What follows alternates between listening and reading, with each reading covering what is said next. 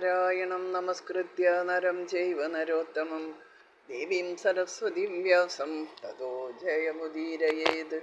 എല്ലാവർക്കും നമസ്കാരം. നാരദീയ മഹാപുരാണം പൂർവഭാഗം 1-ാം പാദം 16-ാമത്തെ അധ്യായം ഭഗീരഥ ഗംഗാനയനം. നാരദൻ ചോദിച്ചു, ഹിമവദ്ഗിരിയിൽ ചെന്നിട്ട് എങ്ങനെയാണ് ഭഗീരഥൻ ഗംഗയെ കൊണ്ടുവരാനായി പ്രയത്നിച്ചത്? സനകൻ പറഞ്ഞു, ജടാവൽക്കലധാരിയായി ഭഗീരഥൻ ഗോദാവരി തീരത്തെത്തി അവിടെ ഭൃഗുമഹർഷിയുടെ ആശ്രമം കണ്ടു. മാൻ, ആന, വണ്ട്, പക്ഷി, വരാഹം, ചമരിമാൻ, മയിൽ, സാരംഗം എന്നിങ്ങനെയുള്ള ജീവജാലങ്ങൾ യഥേഷ്ടം വിഹരിക്കുന്നതായിരുന്നു ആ ആശ്രമം. മുനികന്യകുമാർ ആദരവോടെ അവിടെ വൃക്ഷങ്ങൾ നട്ടുവളർത്തിയിരുന്നു. ശാലം, താലം, തമാലം, ഹിന്ദാലം എന്നീ വൃക്ഷങ്ങൾ ആശ്രമത്തിന് കാന്തി കൂട്ടി. മാലതി, യൂധിക, ഉന്തം, അശ്വത്ഥം, ചമ്പകം എന്നിവയും ധാരാളം ഉണ്ടായിരുന്നു. ധാരാളം പൂക്കൾ വിരിഞ്ഞു നിൽക്കുന്ന, ഋഷിമാർ അധിവസിക്കുന്ന, വേദമന്ത്രങ്ങളുടെ ഉച്ചാരണം കൊണ്ട് മുഖരിതമായ ആശ്രമത്തിലേക്ക് ഭഗീരഥൻ കടന്നു ചെന്നു. സൂര്യസമാന തേജസ്സോടെ ശിഷ്യന്മാർക്കിടയിൽ അവിടെ ഭൃഗുമഹർഷിയെ കണ്ടു. തന്നെ ആദരവോടെ പ്രണയിച്ച ഭഗീരഥന് മഹർഷി സന്തോഷത്തോടെ അതിഥി സൽക്കാരം നടത്തി.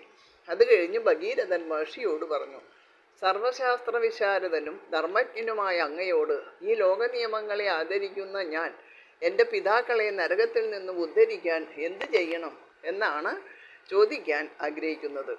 ഭൃഗു പറഞ്ഞു, അങ്ങയുടെ ആഗ്രഹം എനിക്ക് മനസ്സിലായി. അങ്ങ് തീർച്ചയായും പുണ്യവാനാണ്. അല്ലെങ്കിൽ തൻ്റെ വംശത്തെ ഉദ്ധരിക്കണമെന്ന് ആഗ്രഹിക്കുകയില്ലല്ലോ. എങ്ങനെയെങ്കിലും സ്വന്തം കുലത്തെ രക്ഷപ്പെടുത്തണമെന്ന് ആഗ്രഹിക്കുന്നവൻ മനുഷ്യരൂപം സ്വീകരിച്ച വിഷ്ണു തന്നെയാണ്. ഹരി എന്ത് ചെയ്താലാണ് പ്രസാദിക്കുക എന്ന് ഞാൻ പറഞ്ഞു തരാം. എന്നും സത്യം മാത്രമേ പറയാവൂ. ഒന്നിനെയും കൊല്ലരുത്. എല്ലാ ജന്തുക്കൾക്കും നന്മ ചെയ്യണം. ഒരിക്കലും അസത്യം പറയരുത്. ദുഷ്ടജനങ്ങളുമായി കൂട്ടുകൂടരുത്. സജ്ജനങ്ങളുമായി ഇടപഴകണം. രാവും പകലും നന്മ മാത്രം ചെയ്യണം. എപ്പോഴും സനാതനനായ വിഷ്ണുവിനെ സ്മരിക്കണം. വിഷ്ണു പൂജ ചെയ്യണം.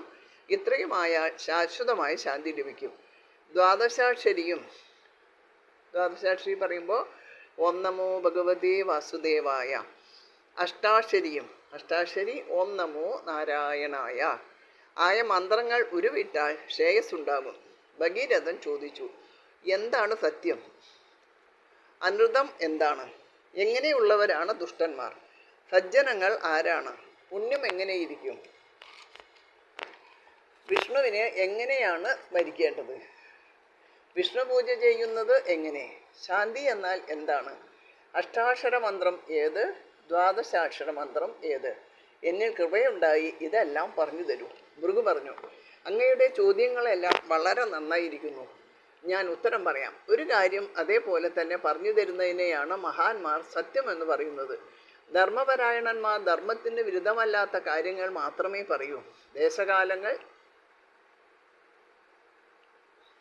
ധർമ്മപരായണന്മാർ ധർമ്മത്തിന് വിരുദ്ധമല്ലാത്ത കാര്യങ്ങൾ മാത്രമേ പറയൂ. ദേശകാലങ്ങൾക്കനുസരിച്ച് സജ്ജനങ്ങൾ എന്തു പറയുന്നുവോ അതാണ് സത്യം. എല്ലാവർക്കും അത് ഉപകാരപ്രദമായിരിക്കണം. അഹിംസ എല്ലാ ആഗ്രഹങ്ങളെയും സാധിച്ചു തരുന്നതും നല്ല കാര്യങ്ങൾ ചെയ്യാൻ പ്രേരിപ്പിക്കുന്നതും തെറ്റായ കാര്യങ്ങളിൽ നിന്ന് പിന്തിരിപ്പിക്കുന്നതുമാണ്. എല്ലാവർക്കും നന്മ മാത്രം ചെയ്യുന്നതും ധർമാധർമ്മങ്ങളെ വിശകലനം ചെയ്യലുമാണ് അത്. എല്ലാ ശ്രേയസ്സുകളെയും ഇല്ലാതാക്കുന്നതും ദുഷ്ടന്മാർ മാത്രം അനുവർത്തിക്കുന്നതുമായ ഒന്നാണ് അനൃതം. ധാർമ്മികങ്ങളായ എല്ലാ മാർഗങ്ങളിൽ നിന്നും വിട്ടുനിൽക്കുന്നവരാണ് ദുർജനങ്ങൾ. ധർമ്മത്തെയും അധർമ്മത്തെയും തിരിച്ചറിഞ്ഞ് വേദമാർഗത്തിൽ സഞ്ചരിച്ച് ലോകത്തിന് നന്മ ചെയ്യുന്നതിൽ താല്പര്യം പ്രകടിപ്പിക്കുന്നവരാണ് സാധുക്കൾ. തനിക്ക് നന്മയുണ്ടാക്കുന്നതും സജ്ജനങ്ങൾ അനുവർത്തിക്കുന്നതും ഹരിഭക്തിയെ ഉണ്ടാക്കുന്നതുമാണ് പുണ്യം. ഈ ലോകം തന്നെ വിഷ്ണുവാണ്. എല്ലാറ്റിനും കാരണം വിഷ്ണുവാണ്. ഏതു യുഗങ്ങളിലും ഞാനാണ് വിഷ്ണു എന്നിങ്ങനെ ചിന്തിക്കുന്നതിനെയാണ് വിഷ്ണു സ്മരണം എന്ന് പറയുന്നത്. സർവദേവമയനായ വിഷ്ണുവിനെ ഞാൻ യഥാവിധി പൂജിക്കും എന്ന് ഉറപ്പിക്കുന്നതാണ് വിഷ്ണുഭക്തി. വിഷ്ണു സംസാരത്തിൽ നിന്ന് അന്യനല്ല എന്ന ചിന്തയാണ് സമത. ശത്രുക്കളെയും മിത്രങ്ങളെയും ഒരുപോലെ കാണുന്നതും സമതയാണ്. യാദൃച്ഛികമായിട്ടുണ്ടാകുന്ന നേട്ടത്തിൽ ഉണ്ടാകാവുന്ന സന്തോഷമാണ് ശാന്തി. ഈ ഗുണങ്ങളെല്ലാം തപസ്സിൻ്റെ ഫലം നേടുന്നതിന് സഹായകമാണ്. എല്ലാ പാപങ്ങളെയും അത് പെട്ടെന്ന് തന്നെ ഇല്ലാതാക്കും. പ്രണവമന്ത്രത്തോട് ചേർന്ന് നമോ നാരായണായ എന്ന് ഉരുവിടുന്നതാണ് പുരുഷാർത്ഥ സാധകവും വിഷ്ണുവിന് പ്രിയങ്കരവുമായ അഷ്ടാക്ഷരി. പ്രണവത്തോടൊപ്പം നമോ ഭഗവതേ വാസുദേവായ എന്ന് ഉരുവിടുന്നത് ദ്വാദശാക്ഷരി. അഷ്ടാക്ഷരിക്കും ദ്വാദശാക്ഷരിക്കും ഒരേ പ്രയോജനം തന്നെയാണ്. ശംഖചക്രധരനും ശാന്തനും അനാമയനും ലക്ഷ്മിയോടുകൂടിയവനും അഭയദാതാവും കിരീടവും കുണ്ടലവും ധരിച്ചവനും സർവാഭരണ വിഭൂഷിതനും കൗസ്തുഭമണിഞ്ഞവനും ശ്രീവത്സം മാറിലണിഞ്ഞവനും മഞ്ഞപ്പെട്ടുടുത്തവനും ദേവന്മാർ വണങ്ങുന്നവനും അനാദിയും അനന്തനുമായ നാരായണനെയാണ് എപ്പോഴും ധ്യാനിക്കേണ്ടത്. അദ്ദേഹം അന്തര്യാമിയും ജ്ഞാനസ്വരൂപനും പരിപൂർണനും സനാതനനും ആകുന്നു. അങ്ങ് ചോദിച്ചതിനെല്ലാം ഞാൻ ഉത്തരം പറഞ്ഞു കഴിഞ്ഞു. സ്വസ്ഥമായി ഉദ്ദിഷ്ട ഫലപ്രാപ്തിക്കായിട്ട് തപസ് ചെയ്താലും. ഭൃഗുവിൽ നിന്ന് ഇത്രയും കേട്ടപ്പോൾ ഭഗീരഥൻ സന്തുഷ്ടനായി വനത്തിലേക്ക് പോയി. ഹിമവാനിലെ പുണ്യഭൂമിയായ നാദേശ്വരത്തിൽ അതികഠിനമായി തപസ് ചെയ്തു. 3 നേരവും കുളിച്ച് കന്തവും മൂലവും ഫലവും മാത്രം ഭക്ഷിച്ച് അതിഥി സൽക്കാരം ചെയ്ത് ദിവസവും ഹോമം ചെയ്തുകൊണ്ടിരുന്നു. ഇല, പൂവ്, കായ്, ജലം എന്നിവ 3 നേരവും വിഷ്ണുവിന് അർപ്പിച്ചുകൊണ്ടിരുന്നു. കുറേ കാലം ഇങ്ങനെ നീണ്ടുപോയപ്പോൾ പഴുത്തു വീഴുന്ന ഇലകൾ മാത്രം ഭക്ഷിക്കുന്ന അവസ്ഥയിൽ എത്തി. പ്രാണായാമത്തോടെ തപസ് ചെയ്ത് പിന്നീട് ഉച്ഛ്വാസം പോലും ഇല്ലാത്ത അവസ്ഥയിലെത്തി. ഇങ്ങനെ 60,000 വർഷങ്ങൾ കടന്നുപോയി. ഭഗീരഥൻ്റെ മൂക്കിൽ നിന്ന് ലോകനാശകാരണമായ അഗ്നി പുറപ്പെട്ടു. ഇത് കണ്ട് പേടിച്ച് ദേവന്മാർ വിഷ്ണുവിൻ്റെ ആസ്ഥാനത്തെത്തി. ക്ഷീരസമുദ്രത്തിൻ്റെ തീരത്തു നിന്ന് അവർ ഇങ്ങനെ പ്രാർത്ഥിച്ചു.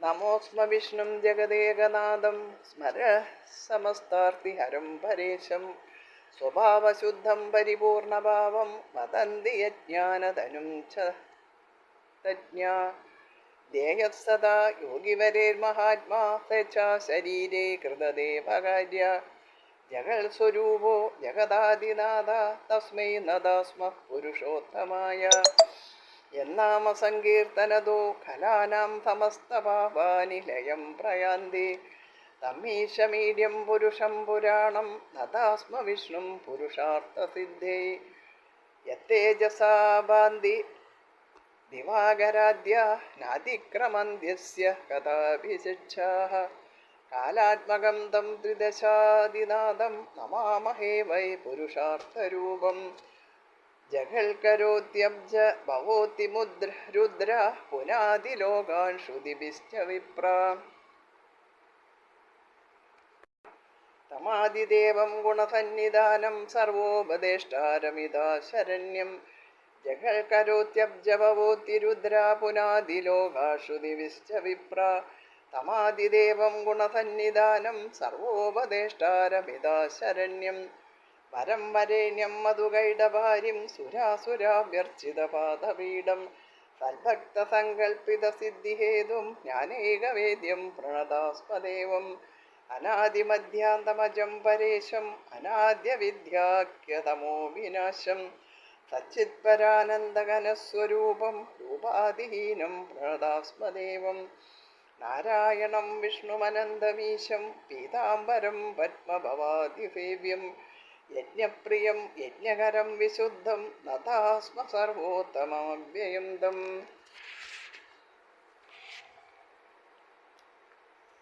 ഇതിൻ്റെ സാരായിട്ട് പറയണത്, യോഗിവര്യന്മാർ അനുസ്മരിക്കുന്ന ദേവന്മാർക്ക് വേണ്ടി ഇഷ്ടം പോലെ ശരീരം സ്വീകരിക്കുന്ന, നാമസങ്കീർത്തനം കൊണ്ട് സമസ്ത പാപങ്ങളെയും നശിപ്പിക്കുന്ന, സൂര്യചന്ദ്രാദികളെ പ്രകാശിപ്പിക്കുന്ന, സൃഷ്ടിസ്ഥിതി സംഹാരങ്ങൾ നടത്തുന്ന, ദേവന്മാരും അസുരന്മാരും ഒരുപോലെ വണങ്ങുന്ന ജ്ഞാനസ്വരൂപനായ ആദ്യമധ്യാന്തങ്ങളില്ലാത്ത സച്ചിദാനന്ദ സ്വരൂപനെ ഞങ്ങൾ വണങ്ങുന്നു. ഇങ്ങനെ സ്തുതിച്ച് ദേവന്മാർ വിഷ്ണുവിനോട് ഭഗീരഥൻ്റെ അവസ്ഥ മുഴുവൻ വിവരിച്ചു. ദേവന്മാരോട് ആശ്വാസവാക്കുകൾ പറഞ്ഞു വിഷ്ണു ഭഗീരഥൻ തപസ് ചെയ്യുന്നിടത്തേക്ക് ചെന്ന് ശംഖചക്രധരനായി ഭഗീരഥൻ്റെ മുമ്പിൽ പ്രത്യക്ഷപ്പെട്ടു. തൻ്റെ പ്രഭ ലോകം മുഴുവൻ ചൊരിഞ്ഞ് സുന്ദരമായ കേശഭാരത്തോടെ ജ്വലിക്കുന്ന കിരീടത്തോടെ കൗസ്തുഭവും വനമാലയും അണിഞ്ഞ് തൻ്റെ മുമ്പിൽ നിൽക്കുന്ന കായാമ്പുവർണ്ണനെ രാജാവ് സാഷ്ടാംഗം പ്രണമിച്ചു. സന്തോഷം കൊണ്ട് രോമാഞ്ചം പൂണ്ട് ഗൽഗതത്തോടെ കൃഷ്ണനാമം ജപിച്ച് തൻ്റെ മുമ്പിൽ നിൽക്കുന്ന രാജാവിനോട് വിഷ്ണു പറഞ്ഞു, ഏ ഭഗീരഥ, അങ്ങയുടെ ആവശ്യങ്ങളെല്ലാം തീർച്ചയായും നടക്കും. അങ്ങയുടെ പിതാമഹന്മാർ മോക്ഷം നേടി എൻ്റെ അടുത്ത് വരും. എൻ്റെ തന്നെ മറ്റൊരു മൂർത്തിയായ ശംഭുവിനെ സ്തുതിച്ചാലും അദ്ദേഹം എല്ലാ ആഗ്രഹങ്ങളും നടത്തിത്തരും.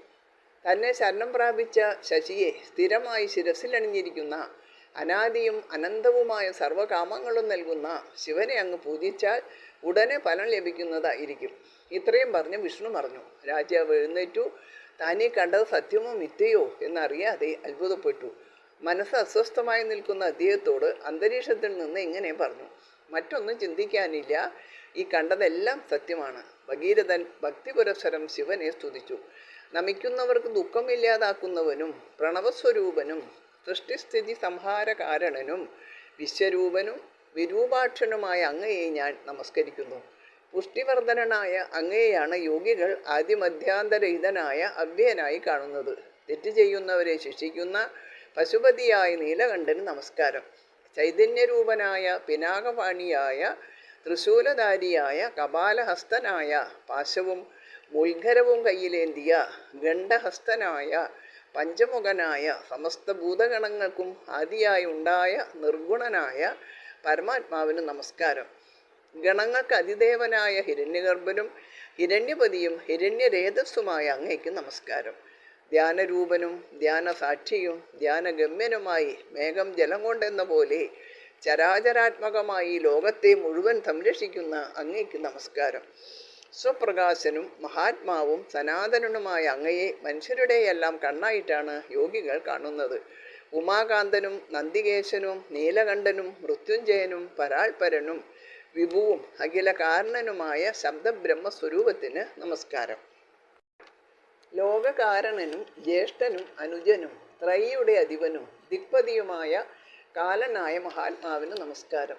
സമുദ്രം, നദികൾ, പർവ്വതങ്ങൾ, ഗന്ധർവന്മാർ, യക്ഷന്മാർ, സിദ്ധന്മാർ, അസുരന്മാർ, താണു ചരിക്കുന്നവൻ, മഹത്തായത്, അല്പമായത്, അസത്ത്, സത്ത്, ജീവൻ, അജീവൻ എന്നീ അവസ്ഥകളെ സ്വീകരിച്ച് അരൂപിയായി എല്ലാറ്റിൻ്റെയും അന്തരാത്മാവായി വർത്തിക്കുന്ന ആ ഏകനെ ഞാൻ വീണ്ടും വീണ്ടും വണങ്ങുന്നു. ഭഗീരഥന്റെ ഉഗ്രതപസ്സിന്റെ ഫലമായി ശിവൻ പ്രത്യക്ഷപ്പെട്ടു.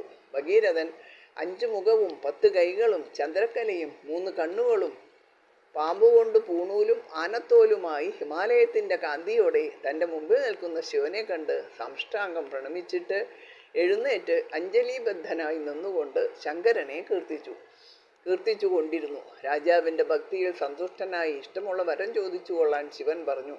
തൻ്റെ തപസ്സിൽ പ്രീതനാണെങ്കിൽ പിതൃമോചനത്തിനായി ഗംഗയെ എനിക്ക് നൽകിയാലും എന്നാണ് രാജാവ് ആവശ്യപ്പെട്ടത്. പിതൃമുക്തിക്കായി ഞാനിതാ ഗംഗയെ തന്നിരിക്കുന്നു എന്ന് പറഞ്ഞ് ശിവൻ അന്തർദാനം ചെയ്തു. ശിവന്റെ ജടയിൽ നിന്ന് ഗംഗ ഭഗീരഥനെ പിന്തുടർന്നു. ഗംഗ അന്നു മുതൽ ഭാഗീരഥി എന്ന പേരിലാണ് അറിയപ്പെടുന്നത്. സകരന്റെ പുത്രന്മാർ സ്വന്തം പ്രവൃത്തിയുടെ ഫലമായി ദഹിച്ചു കിടക്കുന്നിടം വരെ അവൾ ഒഴുകി.